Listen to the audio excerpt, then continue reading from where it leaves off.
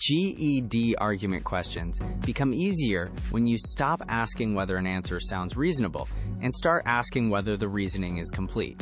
Weak arguments often depend on an unstated assumption, selective evidence, exaggerated wording, or a false connection. Wrong answer choices use the same techniques. Learning these patterns helps you evaluate both the passage and the choices. Suppose an author argues that adding more parking will increase downtown shopping. The argument assumes that parking is the main reason people avoid the area and that additional spaces will be accessible and affordable. Those ideas may be true, but the passage must support them. To find an assumption, ask what the author is taking for granted between the evidence and conclusion. Bias does not automatically make a source false. It means the source may emphasize certain facts, use loaded language, or ignore competing evidence. A company describing its own product has an interest in highlighting benefits. A community group may focus on local consequences that a state report treats briefly.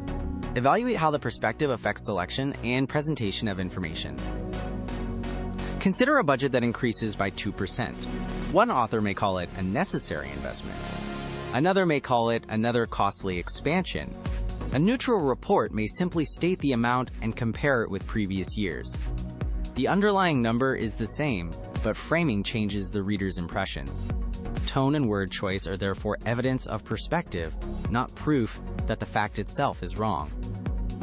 If 3 customers complain about a service, that does not prove every customer is dissatisfied.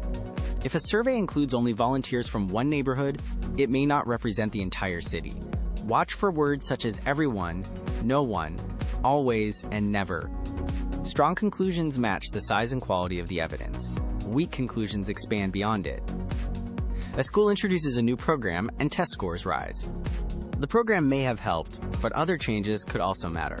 Different teachers, smaller classes, more tutoring, or a different group of students.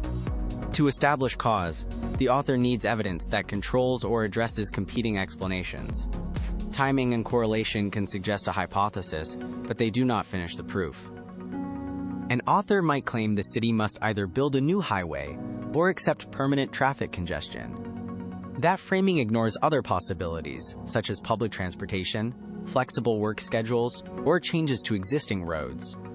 GED questions may ask which assumption weakens the argument. Showing a reasonable third option exposes the false either-or structure. Circular reasoning occurs when the argument assumes what it is trying to prove. For example, a rule is described as necessary because it is essential. The second word does not add evidence. It restates the same idea. Look for reasons that provide independent support. If the explanation simply repeats the claim, the argument has not moved forward. Wrong answers usually fail in predictable ways. One may be true but irrelevant. One may use an extreme word unsupported by the passage. Another may reverse the relationship between two ideas. A fourth may combine one accurate phrase with an inaccurate conclusion.